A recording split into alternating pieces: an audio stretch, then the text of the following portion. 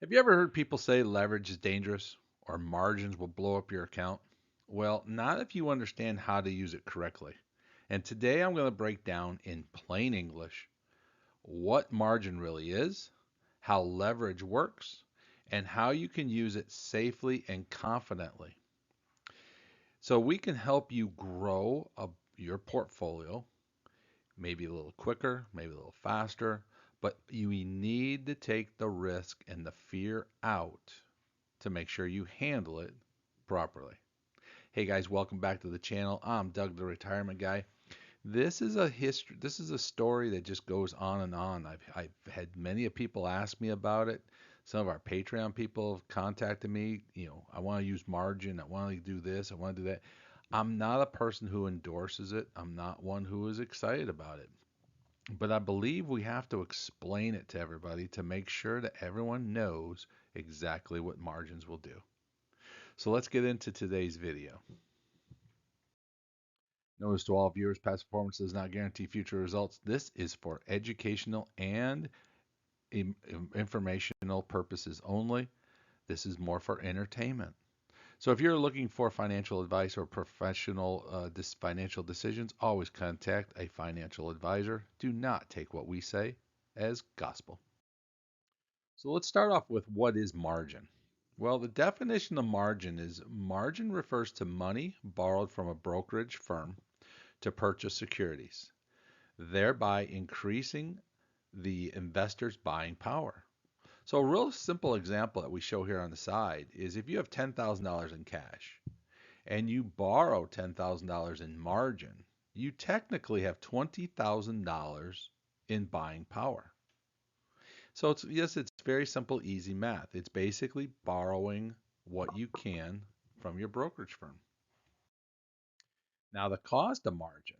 This is where things start to get into it because margin is not free money. There's a lot of pieces to it. Borrowed funds incur interest, and that reduces your overall returns. So basically, simple that I've done here, borrow $10,000 at an annual interest rate of 5%. The monthly interest would be $41.67. Okay. So basically now your annual interest is $500. So 10,000 times 5% is $500. And you're going to divide that by your monthly deduction. So 500 divided by 12 gives you $41.67. Now, interest charged on the borrowed funds are typically deducted monthly and reduces your investment returns. So you got to really consider this into your strategy. Now, I only used 5%. Now, I don't know what a lot of people out there have. I don't know what their options are. I know with my Charles Schwab account, they're more like 12 to 14%. So that makes up some huge numbers. And the only time I use margin is for short term things that I'm going to buy very quickly. But I used a 5% to keep it very basic and very simple for everybody. So let's talk about the golden rule of margins. Well, the real number one rule is investments must earn more than the interest paid on the borrowed funds. I know that seems very basic, very simple, but it's the truth. You have to understand this. If your borrowing interest is higher than what you're collecting, it's not profitable. The consequences, if your net income from the leveraged investments do not surpass the cost of borrowing, it's effectively losing money. Think of it as the simplest way I can tell you is a credit card. If you buy something with that credit card, you still owe the credit card company. They are going to collect their interest each and every month. That's what this is. You're buying an ETF. You are hoping that the dividend will cover your interest payments and actually will help pay off the credit card loan as you go, along with possibly the growth of the fund.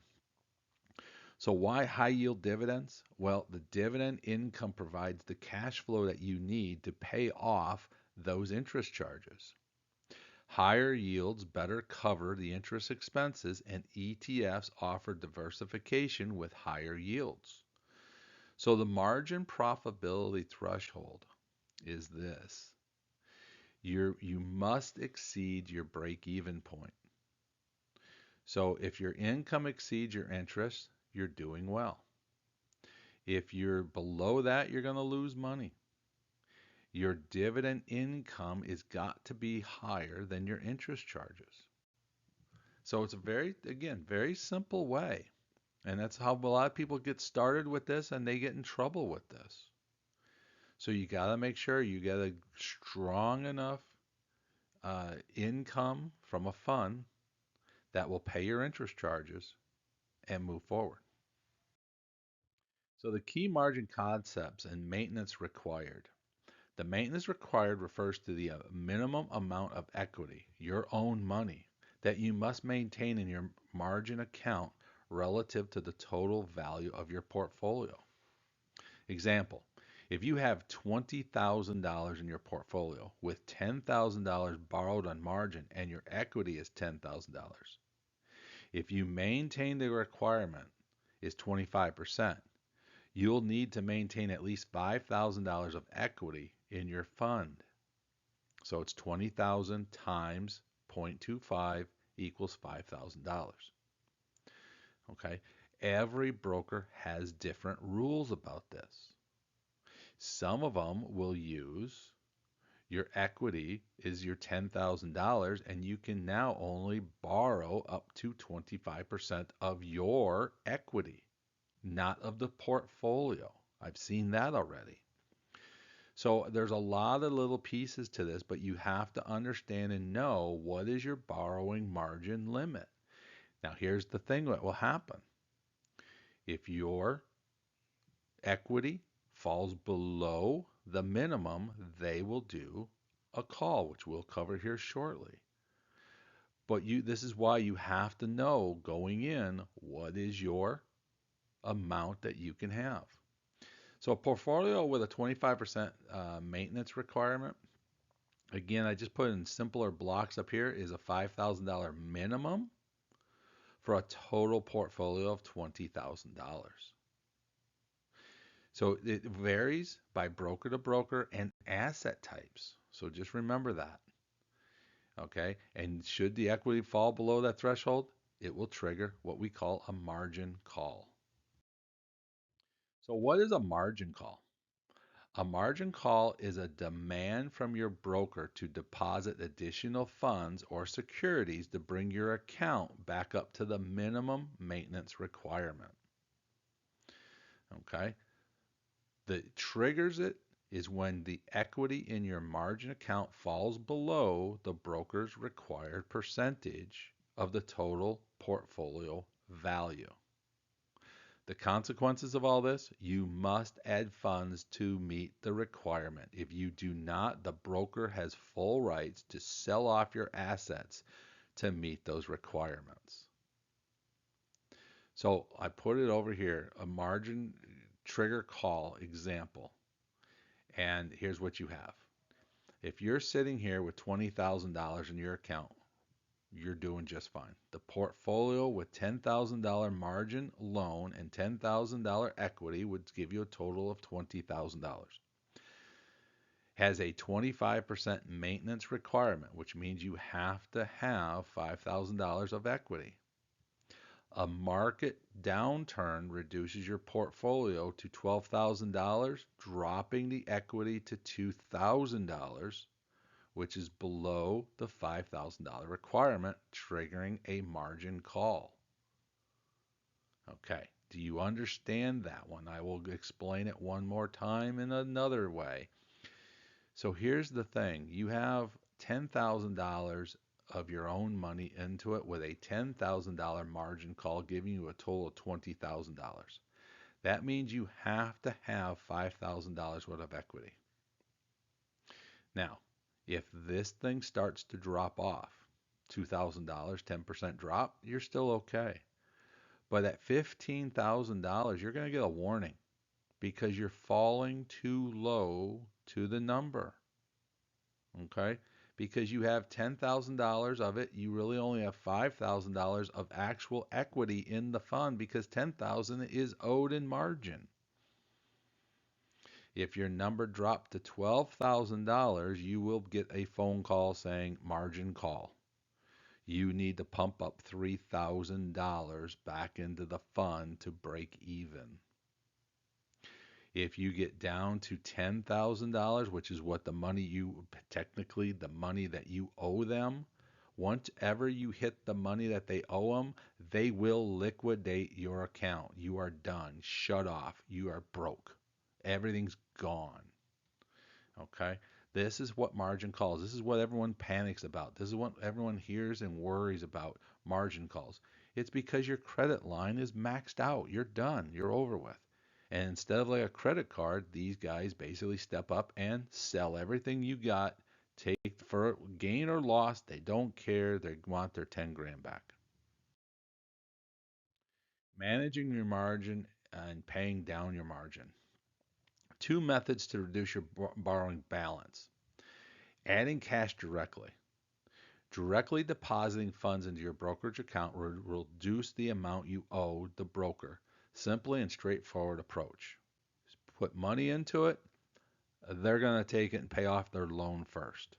It's a direct cash addition, reduces your margin balance.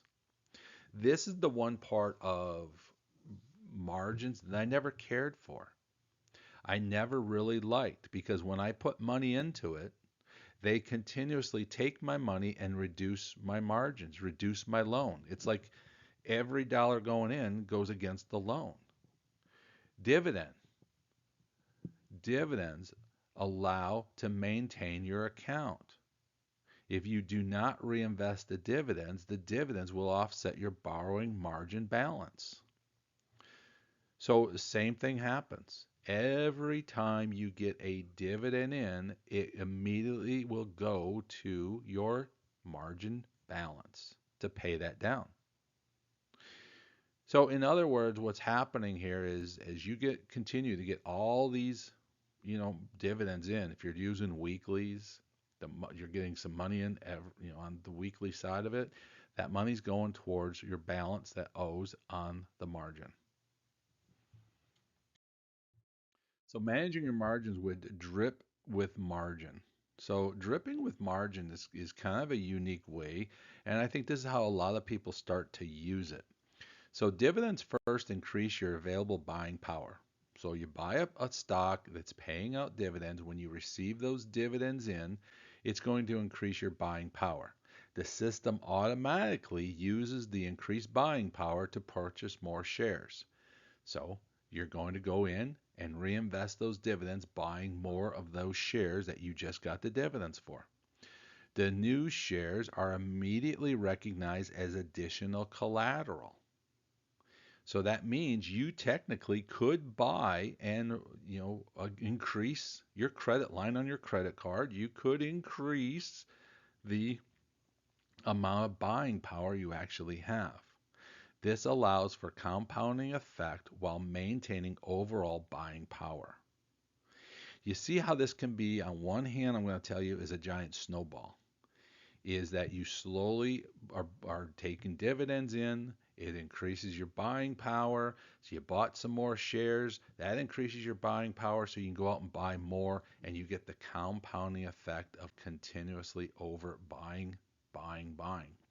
So it increases your collateral, it compounds your growth, it maintains your buying power, and gives you passive management, which is automatically reinvesting.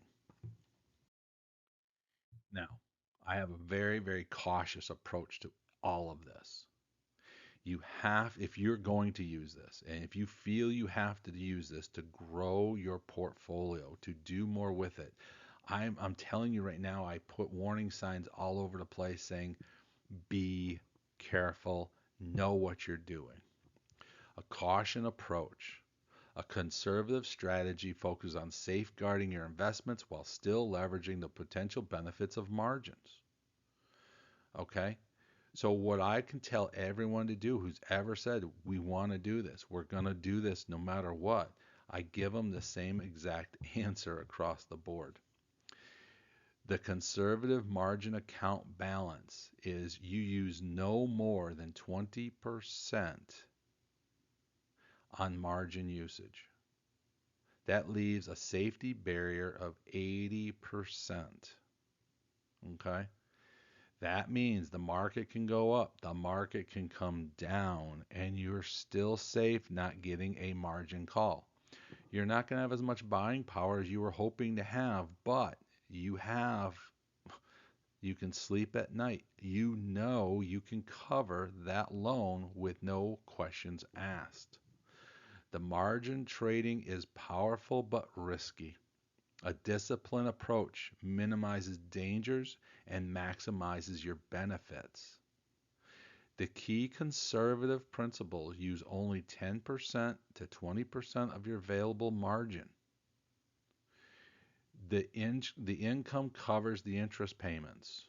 So you before you buy a particular fund, you better know what kind of steady income flow it's going to pay. If you can't find a steady income or you find one that's very volatile, that's not one you want to put on this system. You want to maintain a large safety buffer because of drops. You know the market drops. We've seen it twice this year alone. If all of a sudden the word tariffs come out, you will see a massive drop off in the market funds. And that calls a lot of people to have margin calls. And like I told you before, you get into a margin call, they will sell everything you have because they're going to get their money. Now, this thing will build dividends over time. So I do give it some, there is some reason for it, but you better do it safely. And this is how I always tell everybody, do not use more than 20%. So 5 rules of safety margin uses. First off, use a small percentage. As I just clearly stated, 10 to 20%. I can't say it enough. No more than 20% of your account should be on margin. Maintain a large safety barrier and have that buffer sitting there. Okay? 80% buffer, that's as small as I'd ever go. Keep it tight. Make sure your income is covering your interest. You need to do your math ahead of time. First off, what is your interest charges? Like I told you, I know it very clearly. My Charles Schwab is over 12%. Not 5 that I showed you here. It's over 12%. Okay? So I always say every month, that's 1% goes away just in interest charges. Build dividends and buying power allows the dividends and the buying power to accumulate, strengthening your position and increasing your safety net. I'm all for that. And this is where a lot of people use it on the weeklies. There's such a big income on weeklies, but you better make sure you have your ducks in a row before you do this. Margin is a tool. It's not free money. It is a tool to help you grow your portfolio. But there are many, many risks about it. Okay? Do not treat it like free capital. Do not treat it like, oh, I don't have to worry about this. You do have to worry about it because they are looking at it and they will follow through onto it. These rules are designed to help you use a margin safely and effectively, not to frighten you in any way. But I want to make sure we're adults. You are not going to walk into something unprepared. And that's the number one thing that we want to make sure you are prepared and understand every part of it across the board. So my final advice to you, margin trading is a powerful tool, but it recovers respect and responsibility of use. Start small. If you're going to do this, please start small. Begin with a small percentage, 10 to 20%. Of your average margin to build experience and safety. Maintain caution. Keep a large margin buffer to protect against market volatility and prevent margin calls. Know your limits. Never borrow beyond your comfortable level or your risk tolerance. Each trade should be within your own personal risk parameters. And research. Conduct through personal research to ensure any strategy aligns with your financial goals and understanding. Don't just jump into this. This is not like, oh, I can grow my margin, I can grow so much faster. Understand what you're doing. Margin is a powerful financial tool and demands respect and responsible usage rather than source of free capital. Okay? This thing goes from a beginner all the way to an expert. It's the margin trading journey. You got to be cautious, but you can be confident. So this is not something for everybody. This is used for rare occasions. I'd rather see you build your portfolio than go into this matter, but there are so many people asking about it that I had to give you some insight. I had to give you the Doug side of things. So with that, I hopefully you guys use it wisely. Thank you for watching. Press the like button, hit the subscribe button, and join. Leave any comments below and join our Patreon to support the channel. I'm Doug, the Retirement Guy.